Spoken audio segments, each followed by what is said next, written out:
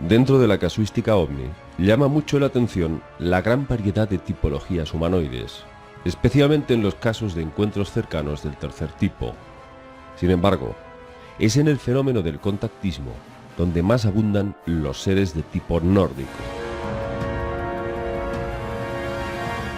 Y es en la década de los 50 cuando empiezan a popularizarse este tipo de alienígenas de aspecto alto, rubio, ojos claros y cuerpo atractivo. Aquí nos preguntamos si la gran avalancha de casos de contacto con estos seres obedece más a una sugestión inconsciente de identificación con la forma humana, o bien se trata de otra cosa.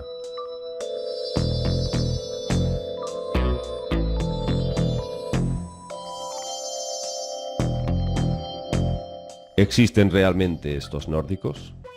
¿Por qué precisamente humanos como nosotros?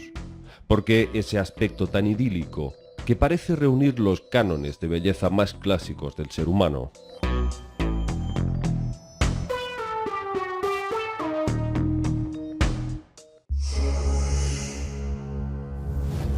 El contactado más conocido y controvertido de la historia fue el californiano George Adamski, un conferenciante de temáticas esotéricas y ocultistas.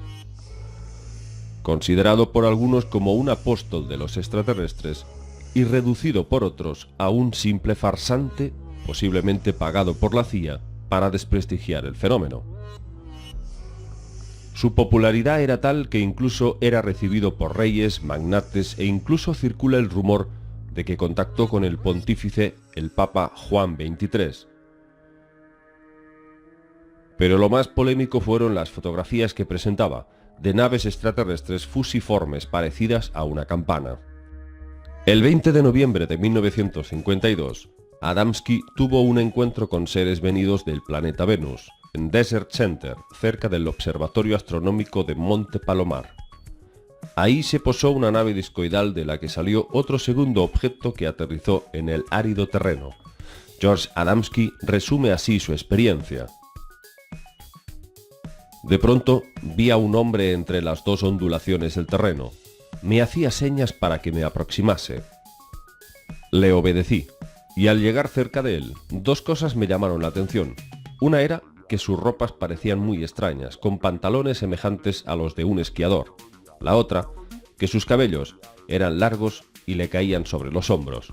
Era más bajo que yo, 1,65 m, y aparentaba unos 28 años. En su presencia, yo sentía una extraña sensación, aunque su actitud y su expresión fuesen amistosas. Me tendió la mano, pero no estrechó la que yo le ofrecía. En vez de eso, con una sonrisa, se limitó a rozar la palma de mi mano con la suya. Yo me sentía como un niño ante un ser superior, lleno de comprensión y amor. La piel de su mano era firme y elástica, pero delicada como la de un recién nacido. Tenía los dedos largos y aristocráticos. Con ropas apropiadas, aquel ser hubiera parecido una bella mujer terrestre. Tenía los ojos tranquilos, de color ceniciento verdoso, ligeramente estrechados a su lado externo. Los pómulos eran más salientes de lo normal, y su nariz también era más gruesa. La boca era de tamaño medio, y cuando sonrió observé que poseía dientes blancos y perfectos. Adamski entabló conversación con el ser, que le dijo venir de Venus. Y en un momento dado de la experiencia, Adamski le preguntó lo siguiente al alienígena: ¿por qué no aterrizan en ciudades terrestres para establecer contacto oficial con nosotros? Él me hizo comprender que nuestra humanidad aún no está preparada para este contacto. Ellos no quieren verse obligados a luchar, ni desean causar pánico o una revolución total para la cual la Tierra aún no está preparada. Una revolución en la ciencia, en la religión, en las costumbres, en todos los aspectos de la vida, que probablemente causaría un desequilibrio general. Supe, por otro lado, que hombres de la Tierra ya habían sido llevados voluntariamente a otros planetas, y que no es raro que seres de otros planetas descendieran a la Tierra para estudiar mejor nuestras costumbres. Con ropas iguales a las nuestras, documentos perfectamente falsificados, cabellos cortados al estilo terrestre, en nuestras calles ya hay lo que podríamos llamar pacíficos espías interplanetarios.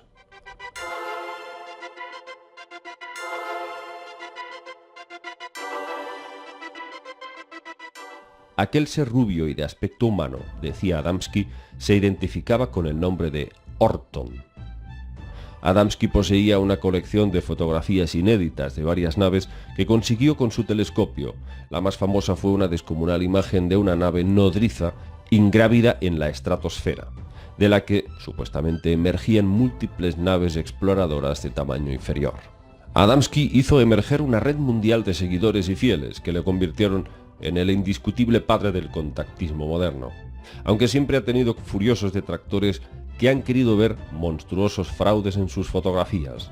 El contactado llegó a escribir 3 libros, en donde condensó sus experiencias con los venusinos. Sus obras acabaron de levantar más polvareda y animó a que mucha gente revelara sus hipotéticos contactos con marcianos, saturninos o venusinos. Se impuso la moda de que los extraterrestres procedían de los planetas más próximos a la Tierra. Con los años, su punto de procedencia cambió. Luego ya venían de otras galaxias y universos paralelos. Adamski murió de un infarto el 30 de abril de 1965, con 74 años, en Washington. Otro destacado contactado contemporáneo fue Howard Menger. Menger, como Adamski, también aportaba pruebas de sus contactos. En 1956 había fotografiado varios platillos volantes, a raíz de lo cual escribió su libro From Outer Space to You, 1959. Además de impartir muchas conferencias por toda América sobre las enseñanzas de sus hermanos del espacio. Howard Menger aseguraba que ya había tenido un contacto con una bella extraterrestre cuando tenía 10 años, en 1932. Se encontraba jugando en un bosque cuando vio a una joven mujer sentada en una roca. Era rubia dorada y un cuerpo bellísimo. Le dijo: Howard, he venido desde muy lejos para verte y para hablar contigo. Solo contactamos con los nuestros. Le reveló que tenía que cumplir con el cargo de mensajero de los seres del espacio y que vendrían a verle cuando fuera mayor para cultivarle y proporcionarle información de crucial importancia para la humanidad. Años más tarde, Menger declaró que él era un extraterrestre procedente de Venus que se había encarnado en un niño que se estaba muriendo. Ocupó su cuerpo antes de morir. Otros contactados célebres fueron Orfeo Angelucci, George King, Daniel Fry, Ruth Norman y muchos más. Todos ellos prodigaban mensajes mesiánicos que terminaron por resultar repetitivos. Los nórdicos siempre transmitían el mismo discurso. La humanidad estaba en peligro por la energía atómica, las guerras podían acabar con la raza humana, y los mensajes reiterativos sobre su preocupación por la ecología planetaria llegó a resultar con los años un auténtico tópico. ¿Para qué servían esos mensajes sin una aportación práctica para aplicar al problema? Para muchos ufólogos, los mensajes mesiánicos de esta raza nórdica no fue más que un reflejo del terror colectivo de la sociedad norteamericana de los 50. Recién salidos de la Segunda Guerra Mundial, esa fue una década que se caracterizó por los miedos y las paranoias a repetirse de nuevo un conflicto global, tal y como reflejaban los clásicos films que se rodaban. A partir de los años 80, los contactados empiezan a hablar de seres pleiadianos, arturianos, liranos, etc. Quien más popularizó el asunto fue Bárbara Marciniak, con su obra Los mensajeros del alba. Su autora asegura que desde 1988 canaliza los mensajes de un grupo de alienígenas de las Pléyades, los pleiadianos, quienes estarían ayudando en secreto a la humanidad para que despertaran espiritualmente y ascendieran hacia un nuevo estado evolutivo. Si en los años 50 los mensajes advertían de los peligros de las guerras y la contaminación, ahora los nuevos contactados reciben mensajes de autoayuda para que reconectemos con nuestro interior. Bárbara Marciniak asegura que las enseñanzas de los pleiadianos nos ayudan a transformar los problemas en señales del destino, para que comprendamos el significado de su simbología, y así nos vayamos acercando a lo que ella denomina las familias de luz.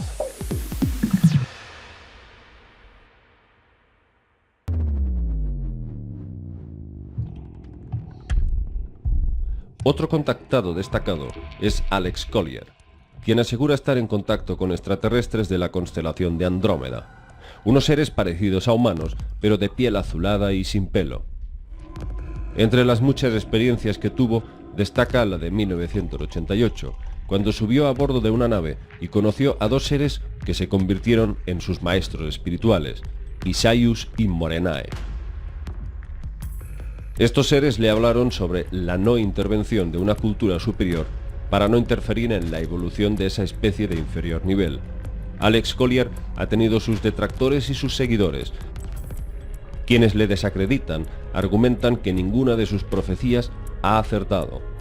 En cambio, sus defensores destacan la humildad de Collier, ya que ha sufrido y sigue sufriendo una situación económica muy difícil, a tal punto que en ocasiones ha tenido que pasar la noche en la calle.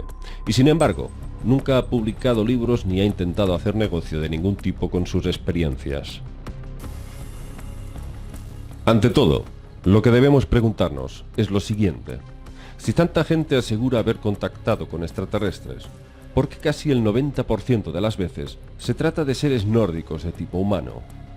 Resulta inevitable, bajo un punto de vista racional, sospechar que haya un poderoso componente de autosugestión en el contactado, quien estaría sujeto a idealizar el prototipo humano perfecto, porque si el universo y sus formas de vida son infinitas, resulta poco menos que ridículo centrar solo la atención a seres parecidos a nosotros. Y no deja de ser sospechoso que además, los extraterrestres nórdicos siempre son los que nos envían mensajes de paz que muchas veces terminan convirtiendo al contactado y a su entorno en una nueva religión o secta de fanáticos, en donde llega un momento en que ya no existe ni el análisis, ni la investigación científica, ni la actitud de cuestionar nada. Todo se reduce a un acto de fe que puede llevar a esas personas, como ya ha sucedido en ocasiones, al desastre personal, la ruina e incluso al suicidio, a veces colectivo.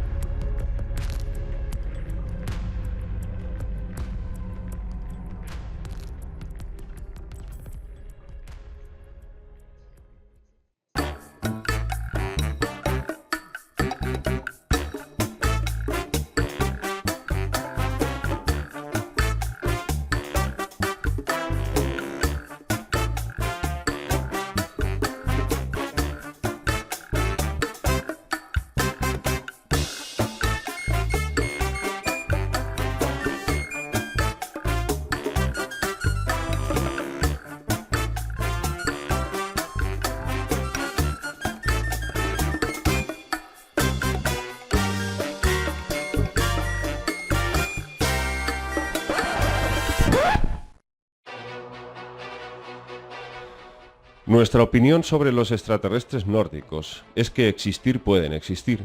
El problema es que por un lado se mezcla la autosugestión del contactado y por otro interviene un factor muy importante, el engaño. Es decir, que estos seres nórdicos tan bellos no sean tales, sino meramente un disfraz holográfico perpetrado por otro tipo de seres capaces de modelar lo que los contactados esperan ver. Yo personalmente he tenido ocasión de investigar algunos casos de abducidos en los que reportaban experiencias de visitas nocturnas. Estas personas veían a familiares fallecidos que venían a darles un mensaje, pero algunos testigos no sucumbieron al engaño y cuando sus mentes se alertaron, la figura que tenían delante de ese familiar se transfiguraba en los grises.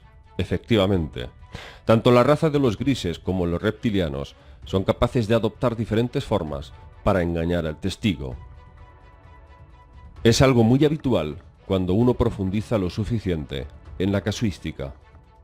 Nuestra conclusión final es que los nórdicos pueden existir, pero no tenemos todavía una herramienta eficaz para distinguir en qué casos es así, o se trata de otro factor. Lo único verdadero en todo esto es que no importa la forma o apariencia física de un ser, ya que no es eso lo que determina su evolución moral o espiritual, sino su crecimiento interior.